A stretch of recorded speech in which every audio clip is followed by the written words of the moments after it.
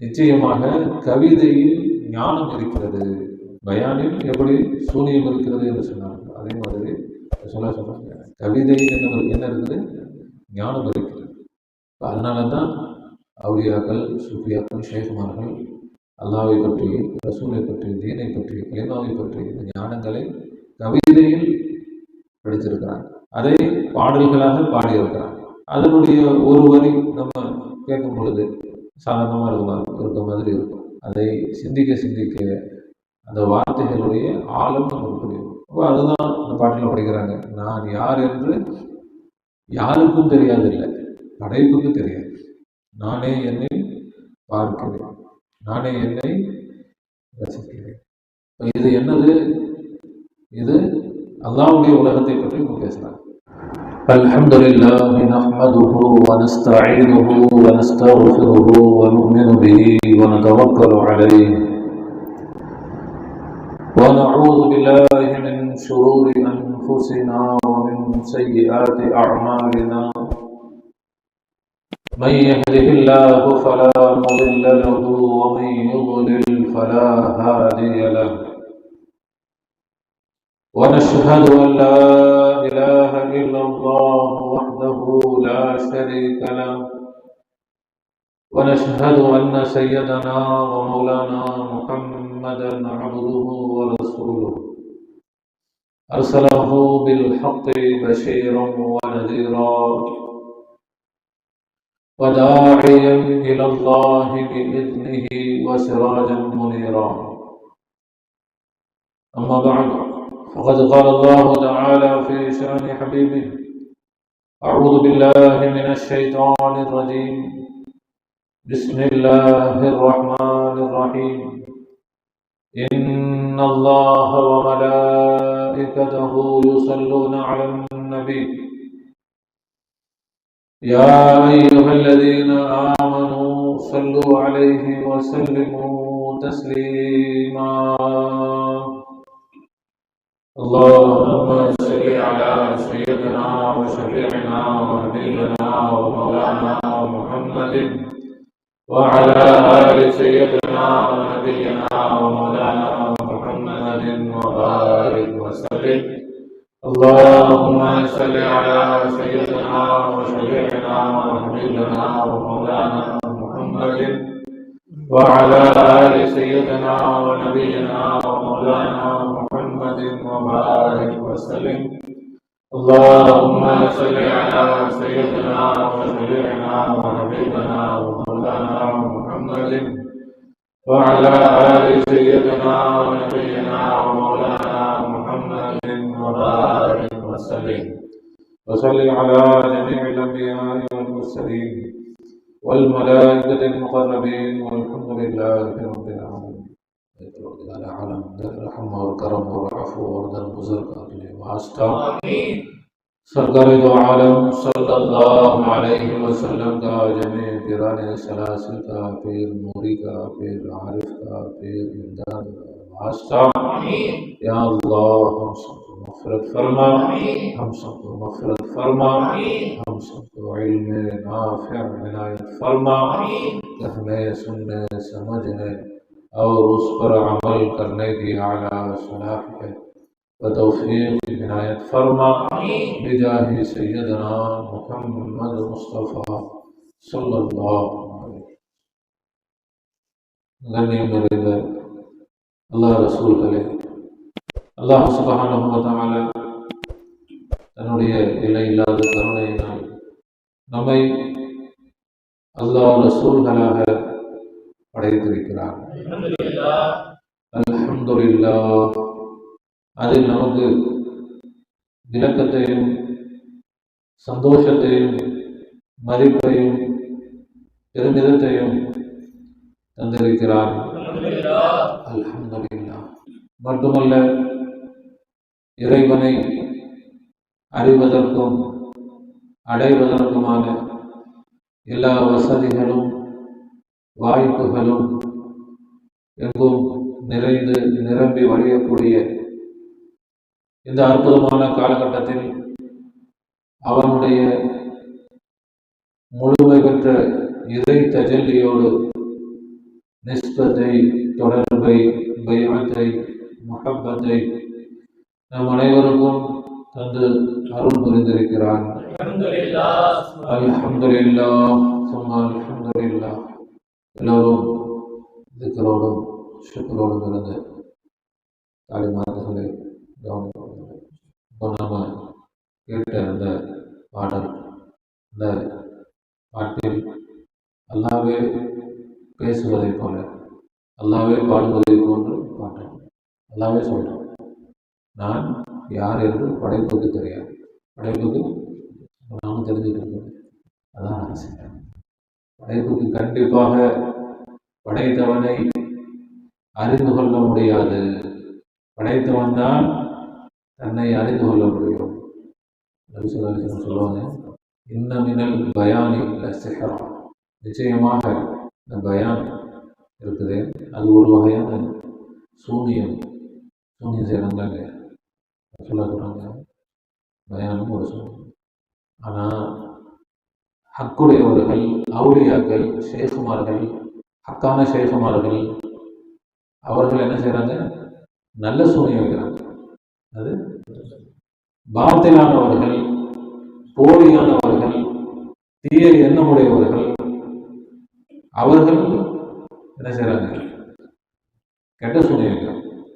ஏன்னா பயானில் சூனியம் இருக்குன்னா எல்லாமே மோசமானது அப்படின்னு சொன்னால், முதலில் பயான் செய்யக்கூடியது ரசூலுல்லாஹி ஸல்லல்லாஹு அலைஹி வஸல்லம். அல்லாஹ் தஆலா நபி ஸல்லல்லாஹு அலைஹி வஸல்லம் அவர்களுக்கு கட்டளை இடுகிறான், நான் இந்த குர்ஆனை உங்களுக்கு இறக்கி தந்திருக்கிறேன். எதற்காக? நீங்கள் மக்களுக்கு இந்த குர்ஆனை பயான் செய்ய வேண்டும் என்பதற்காக. நபி ஸல்லல்லாஹு அலைஹி வஸல்லம் குர்ஆனை என்ன செஞ்சாங்க? பயான் செஞ்சாங்க. அப்போ ரசூலுல்லாஹ் பேசின பயானும் மோசமானதா? அப்போ நபி ஸல்லல்லாஹு அலைஹி வஸல்லம் சஹாபாக்களை என்ன செஞ்சாங்க? எப்படிப்பட்ட சஹாபாக்கள்? அரபிகள்.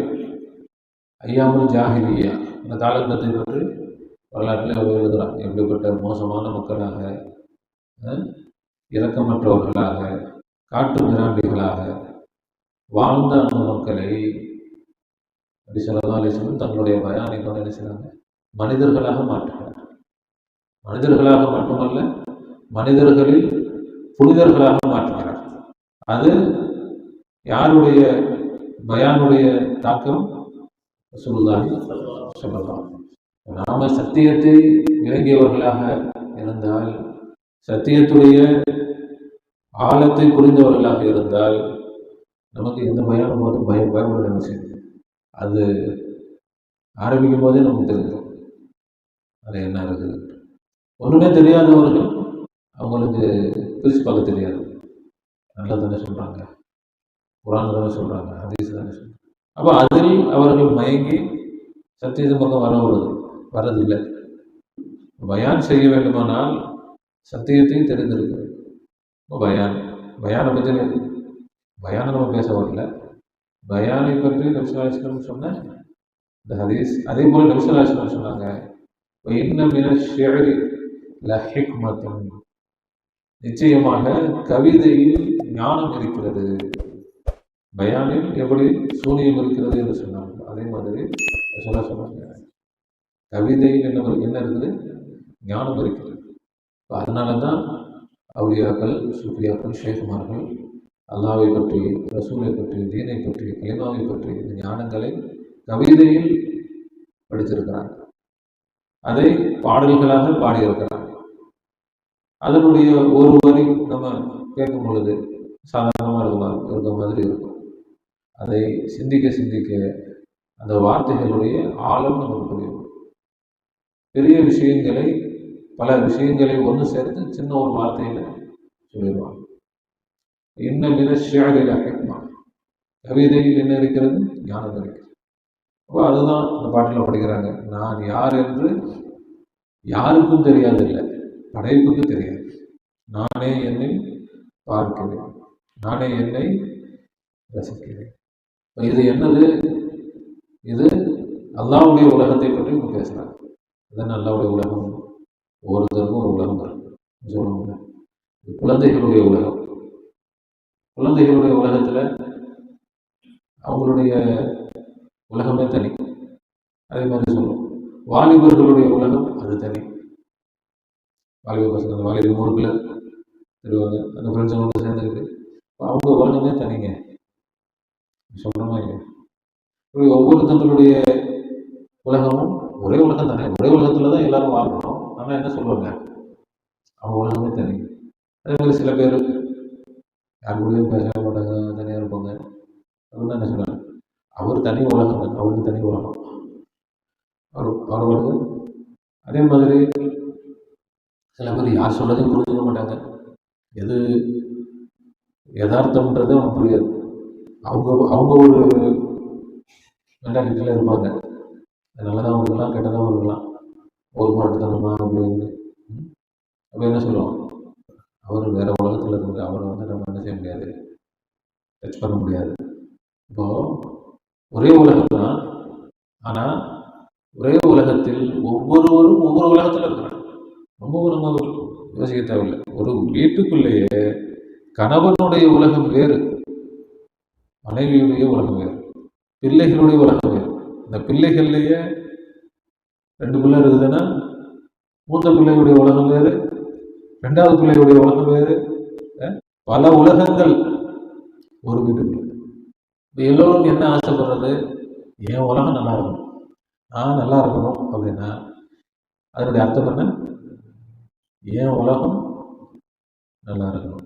இப்போ இது படைப்புகளுடைய உலகம். படைப்புகள்ல என்னதான் நம்ம வந்து நெருக்கமானவர்களாக ஒற்றுமையானவர்களாக இருந்தாலும் ஒவ்வொருவருடைய உலகமும் எப்படி தான் இருக்கும், ஒரு வேற வேறையாக தான். அது எப்பொழுதும் ஒன்றாக ஆக போகிறதே இல்லை. அது அப்படித்தான். நம்முடைய உலகத்தை பற்றிய கவலையில், சிந்தனையில், அதுதான் நமக்கு நம்முடைய மனசெல்லாம் மிகைச்சிருக்கு. ஆனால் இந்த படைப்புகளுடைய உலகத்தை தாண்டி ஒரு உலகம் இருக்கிறது. அது இறைவனுடைய உலகம். யாருடைய உலகம்? இறைவனுடைய உலகம். அது வேற உலகம், தனி உலகம். நமக்கு நாம் நம்முடைய உலகத்தை சிந்திக்காமல் இந்த இறைவனுடைய உலகத்திற்கு நம்ம போயிட்டோம், நாம சொர்க்கத்துக்கு போயிட்டோம். எல்லோரும் தனக்காக தான் யோசிக்கிறாங்க தவிர யாரும் யாருக்காக யோசிக்கிறது இல்லை.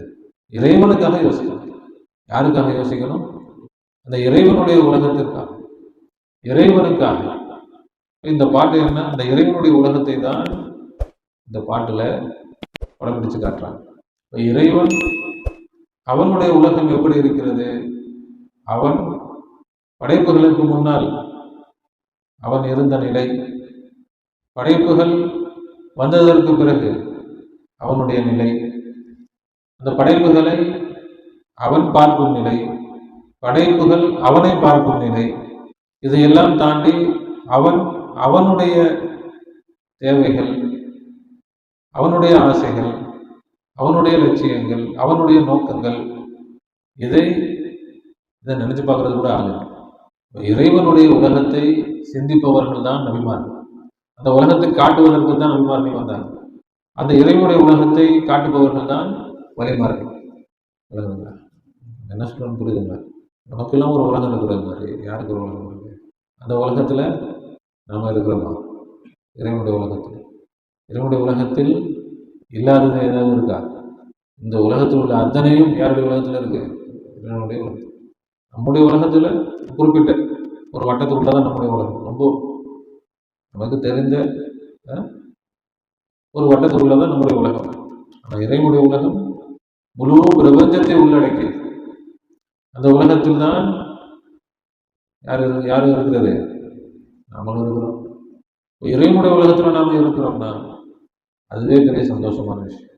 ஒரு பெரிய கோடீஸ்வரர் இருக்கிறாரு, அவருடைய உலகத்துல நாமளும் இருக்கிறோம்னா அவர் நம்ம சம்மந்தம் இருக்கிற அர்த்தமா இல்லையா? அவர் மட்டும் வாழ்வாரா? அவரை சுற்றி அவருடைய சொந்த பந்தங்கள், அவருடைய பல கம்பெனிகள் இருக்கும், பல தொழிற்சாலைகள், ஆஃபீஸுகள், இது மாதிரி பல வேலைகள் இருக்கும். அவருடைய சொந்த பந்தங்கள் எல்லாம் அவங்க தானே இருப்பாங்க. அப்போ அவருடைய உலகம் பெருசாக இருக்கும். அந்த உலகத்தில் யாரெல்லாம் இருக்கிறாங்களோ அவர்களெல்லாம் அவரை கொண்டு எப்படி இருப்பாங்க? செழிப்பாக இருப்பாங்க. அவருக்கு வரக்கூடிய வருமானத்தை கொண்டு அவர் மட்டும் சந்தோஷப்பட மாட்டார், எல்லோரும் என்ன செய்வாங்க, சந்தோஷப்படுவாங்க. அதே தான் இறைவனுடைய உலகத்தில் தான் நாம் இருக்கிறோம் என்றால் அதுதான் மிகப்பெரிய ஆனந்தம். நாம நமக்குன்னு ஒரு வட்டத்தை போட்டுக்கிட்டு என்னுடைய உலகத்தில் இது என்னுடைய உலகம், நான் என்னுடைய உலகம் அப்படி இருந்தால் நாம தனித்து விடப்பட்டுருவோம், நமக்கு யாருமே இல்லை அப்படின்னு நம்ம ஆயிடுவோம். அப்படித்தான் எல்லோரும் ஆகி எல்லோரும் என்ன நினைச்சிட்டு நமக்கு யாரும் இல்லை. அதனால் என்ன செய்யணும், எப்படியாவது சம்பாதிக்கணும், எப்படியாவது வாழ்க்கை நடக்கணும், என்னவாவது செய்யணும், எனக்குன்னு யார் இருக்கிறா, நான் பார்க்காட்டி யார் பார்ப்பா. இதே ஒரு ஒரு கோடீஸ்வரர், அவர் கூட இருக்கக்கூடியவங்க ஒரு வேலையில் அவர் வச்சிருக்கிறாரு, ஒரு ஹார்ன் வேலை பார்த்தோம், எத்தனை பேர் அவங்க சொந்தக்காரங்க தானே எல்லாம், எல்லா டிபார்ட்மெண்ட் அவருடைய எல்லா டிபார்ட்மெண்ட்லையும் எல்லாம் சொந்தக்காரங்க. அவங்க எல்லாம் வேலை பார்க்குற மாதிரியா வேலை பார்க்குறாங்க, வேலை பார்த்தா தான் காசு அப்படியா? அவங்க எப்படி வேலை பார்க்குறாங்க, அது ஒரு வேலையாக பார்க்கறது இல்லை, அது அவருடைய சொந்த விஷயமாக பார்க்குறாங்க, அது ஒரு ஒரு வேலையா. இதே வேறு எங்கன்னா ஒரு கம்பெனி வேலை பார்த்தா அப்படியே இருக்கும், டைம் வச்சு கரெக்டாக 9 மணிக்கு வரணும், 5 மணி அலாரம் அடிச்சோன்னா ஓடிடணும், அப்படி இல்லை, எப்போ வேணால் வேலை பார்ப்பாங்க. நம்ம குடும்பம் நம்முடைய சொந்த வேலை இது. அவர்களுக்கு நான் தனியாள், எனக்கு யார் இருக்கிறா அப்படின்னு யோசனை வருமா? அவருக்கு ஆரம்பம் இருக்கிறாரு, திடீர்னு உடம்பு சரியில்லாமல் போச்சுன்னா யார் பார்ப்பா அப்படின்னு மாமா பார்த்துருவாரு, மச்சான் பார்த்துப்பாரு. என்கிட்ட பைசா இல்லை, என்கிட்ட பேங்க் பேலன்ஸ் இல்லை, எனக்கு வருமானம் வரவுக்கு செலவு கரெக்டாக இருக்குது, என்கிட்ட காசு இல்லை, ஆனால் என்னுடைய ஆரம்பாயிட காசு இல்லை. அப்போ அதனால் அவங்களாம் எப்படி இருக்கிறாங்க, ராஜா மாதிரி இருக்கிறாங்க. ஆரம்பாய் கூட சிரிச்சு பேசுவார், கூட நிறைய பேர் அப்படி டெரராக இருப்பாங்க. அதனால இல்லையா ஒரு கெத்தா எல்லா இடத்துலையும் அப்படி தான். அப்போது ஒரு ஒரு படைப்பு, அவருக்கெல்லாம் பொருளாதாரத்தை கொடுத்துருக்குறான், நிறைய சேவைகள் செய்கிறாரு, அவருக்கு இன்னும் நிறைய பரகத்தை செய்யட்டும், அவருக்கு எல்லாத்தில் ஆயுளை நீட்டித்து தரட்டும், நல்ல ஆரோக்கியத்தை தரட்டும், இன்னும் நிறைய சேவைகள் செய்வர்கள் அவருக்கு தோல்வி செய்யட்டும், தீனுடைய இந்த ஞானத்தை அவர்களெல்லாம் தரட்டும், இறைவனை அறியக்கூடிய இந்த ஞானம் பெற்ற அவர் இறை நேசராக அவர் ஆகி வாழக்கூடிய தோஃபிகள் எல்லாம் அவருக்கு தரட்டும். அப்போது இதுதான் நம்ம சொல்ல வர விஷயம், விளங்குதுங்களா?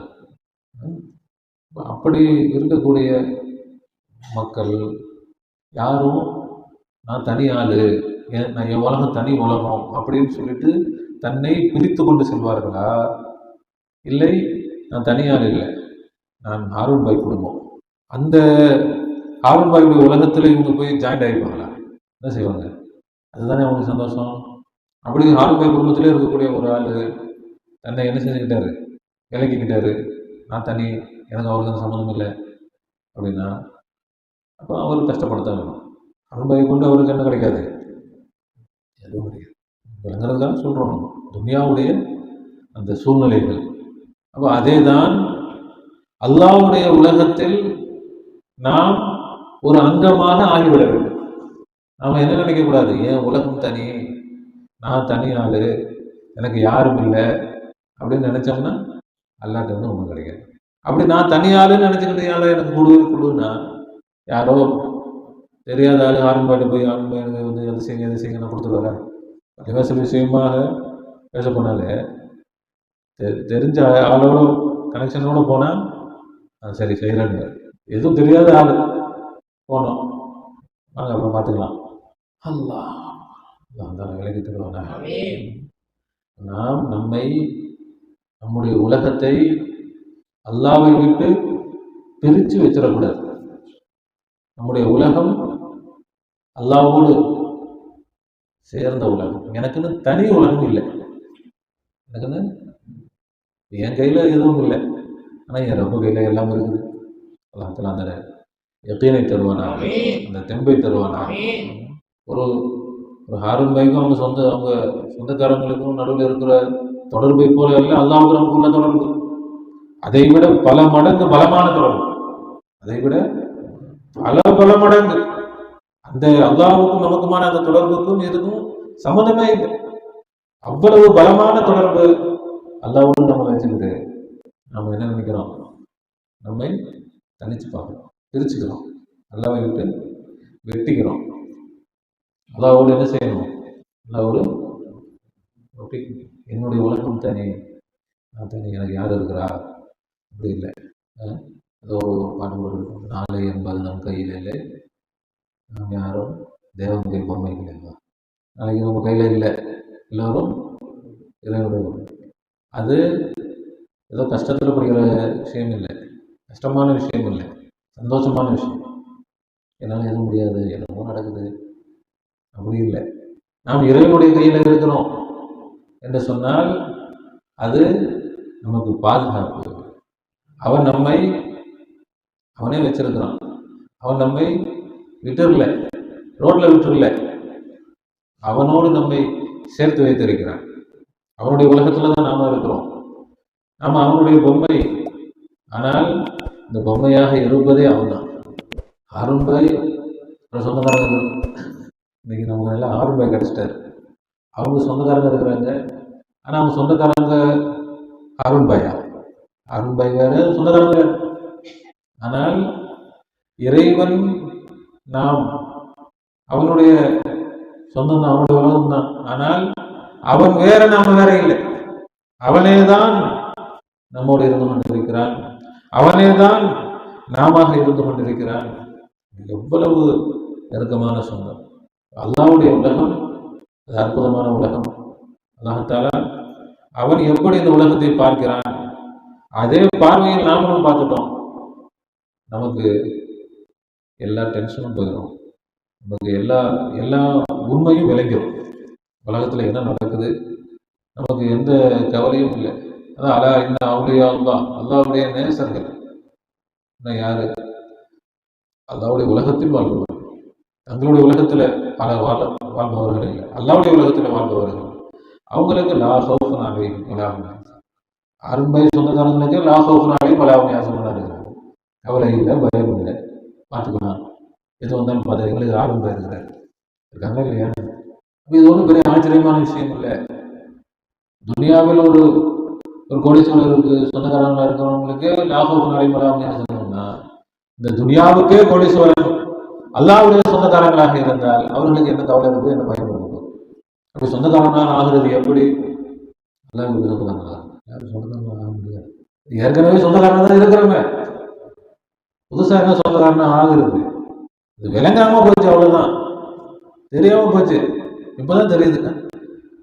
நம்மளும் ஆரம்ப சொந்தம் தான் பார்ப்போம், இப்போ விளங்கிருச்சு. அதுதான் அந்த பாட்டில் படிக்கிறாங்க, நான் யார் என்று படைப்புக்கு தெரியாது. எல்லாம் சொல்றேன், நான் யார் என்று படைப்புக்கு தெரியாது, நானே என்னில் பார்க்கிறேன், நானே என்னை ரசிக்கிறேன். அப்புறம் சிபாத்துகள் எல்லாம் சொல்றாங்க. நான் தான் எல்லா படைப்புகளும் வெளியே இருக்கிறேன், எல்லா படைப்புகளும் சிபாத்துகள் எல்லாம் என்னுடையதுதான், உஜூது ஹயாத்தெல்லாம் என்னுடையது. நாம் அல்லாஹ்வுடைய பார்வையாக பார்க்க வேண்டும், அல்லாஹ்வுடைய வாழ்க்கையாக வாழ வேண்டும், அல்லாஹ்வுடைய உலகத்தில் நாம் வசிக்க வேண்டும், அல்லாஹ்வுடைய சொந்தமாக நாம் ஆகிவிட வேண்டும். தனக்கென்று ஒரு வாழ்க்கை இல்லை, தனக்கென்று ஒரு தனி வட்டம் இல்லை, தனக்கென்று ஒரு தனி உலகம் இல்லை. அல்லாஹ்வுடைய உலகம். அவன் இந்த உலகத்தை முழு உலகமாக அவன்தான் வெளியாகி அவன்தான் இந்த உலகத்தை பராமரித்துக் கொண்டிருக்கிறான். அவன் தன்னை கொண்டே படைத்துக் கொண்டிருக்கிறான், தன்னுடைய குதிரத்தை கொண்டே படைத்துக் கொண்டிருக்கிறான், தானே எல்லாமாக வெளியாக இருக்கிறான், நானாக அவன்தான் இருந்து கொண்டிருக்கிறான். அவன்தான் அவனை விளங்குகிறான், அவன்தான் அவனை எண்ணிக்கொண்டு அறிந்து கொள்கிறான், அவன்தான் அவனை எண்ணிக்கொண்டு பார்க்கிறான், அவன்தான் அவனை எண்ணிக்கொண்டு ரசிக்கிறான். அவனுடைய உலகத்தில் போட்டி இல்லை, பொறாமை இல்லை, கஷ்டம் இல்லை.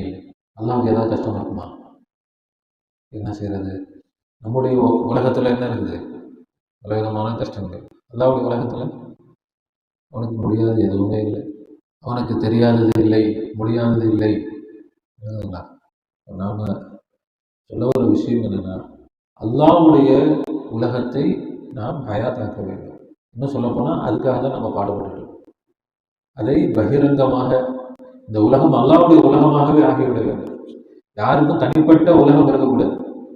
தனிப்பட்ட உலகம் இல்லை, இது இறைவனுடைய உலகம். என்பது பகிரங்கமாக வெட்ட வெளிச்சமாக ஆகிடும். அப்ப எல்லோருக்கும் என்னது? எல்லா நன்மைகளும் கிடைக்கும். எல்லோரும் ஆனந்தமான வாழ்க்கை, சந்தோஷமான வாழ்க்கை. அல்லாஹ் மறைந்திருப்பதனால்தான் அல்லாஹ்வுடைய உலகம் வெளியே தெரியாம இருக்கு. அல்லாஹ்வுடைய உலகம் அல்லாஹ் மறைந்திருப்பதனால் அல்லாஹ்வுடைய உலகமும் மறைந்திருக்கு. அல்லாஹ் வெளியாகிவிட்டால் அல்லாஹ்வுடைய உலகமும் என்ன ஆகும்? வெளியாகிவிடும். அல்லாஹ்வுடைய உலகம் வெளியாகிவிட்டால் உலகத்தில் யாருக்கும் எந்த பிரச்சனையும் இல்லை. எல்லோரும் சொர்க்கவாசிகளாக எல்லாம் பாக்கியம் பெற்றவர்களாலும் மாறி. அல்லாஹ் நம்மை பார்த்து நம்ம பார்க்கும்போது இவன் என்ன பண்ண போறான், இப்படி இருக்கிறானு, முடியாம இருக்கிறானு யோசிப்பாங்க. அல்லாஹ் நமக்கு நாம் எதையும் செய்யக்கூடிய ஆற்றல் பெற்றவர்களாக நம்மை மாற்றுவதற்கு அல்லாஹ்வுக்கு ஆற்றல் இருக்கிறது. அப்படி ஆக்குவதற்கு அல்லாஹ்வுக்கு ஆற்றல் இருக்கு. அவன் சகல ஆற்றல் பெற்ற பொக்கிஷமாக இருக்கிறான். எல்லா சக்தியும் நிரம்பிய பொக்கிஷமாக இருக்கிறான். அந்த பொக்கிஷத்தை எல்லோருக்கும்னாலும் எல்லோருக்கும் இல்லை, அவன் ஒருத்தன். பல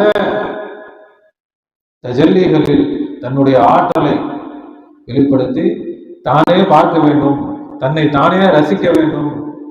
தன்னை ரசிக்கணும்னா தன்னுடைய முழு ஆற்றலை இப்படி நோஞ்சா மாதிரி இருந்துக்கிட்டு கஷ்டப்பட்டுக்கிட்டு இப்படி ரசிக்கிறதா அல்லாஹ்வுக்கு ரசனை? எப்படி இருக்கணும்? முழு சக்தியோடு, முழு ஆற்றலோடு, ஒவ்வொரு படைப்பிலும் தன்னுடைய ஆற்றல்கள் வெளிப்படுவதை பார்த்து அவன் ரசிக்க வேண்டும், அவன் பார்க்க வேண்டும். அந்த ஒரு உலகம், இந்த இறைவனுடைய உலகம் இன்ஷா அல்லாஹ் கூடிய விரைவில் மாறப்போகிறது. அந்த உலகத்துக்கு தான் நாம தயாரிப்பு செஞ்சுட்டு இருக்கோம். அல்லாஹ் தஆலா பூர்த்தியாக்கி தருவானாக. நம்முடைய குறைபாடுகளை அல்லாஹ் தஆலா மன்னித்தருள் புரிவானாக. எல்லா வகையிலும் அல்லாஹ் நம்மை பலப்படுத்துவானாக. எல்லா வகையிலும் அல்லாஹ் நமக்கு உதவி செய்வானாக. நாம் தெரிந்தோ தெரியாமலோ செய்யக்கூடிய தவறுகளை எல்லாம் மன்னித்தருள் புரிவானாக, பொறுத்தருள்வானாக. அவனுடைய லட்சியத்தில் அவனுக்கு எல்லா வகையிலும் துணையாக நின்று அவனை இந்த உலகத்தில் காட்டக்கூடியவர்களாக, பகிரங்கமாக வெளிப்படுத்தக்கூடியவர்களாக அல்லாஹ் நம்மை ஆக்குவானாக, நம்மை கபூல் செய்வானாக. ரப்பனா ظلمنا أنفسنا وإن لم تغفر لنا وترحمنا لنكونن من الخاسرين. ربنا لا تزغ قلوبنا بعد إذ هديتنا وهب لنا من لدنك رحمة إنك أنت الوهاب. وفوض أمري إلى الله إن الله بصير بالعباد. حسبنا الله ونعم الوكيل، نعم المولى ونعم النصير. غفرانك ربنا وإليك المصير. آمين آمين برحمتك يا أرحم الراحمين. صلى الله على محمد صلى الله عليه وسلم. صلى الله على محمد صلى الله عليه وسلم. صلى الله على محمد يا رب صل عليه وسلم. السلام عليكم ورحمة الله وبركاته.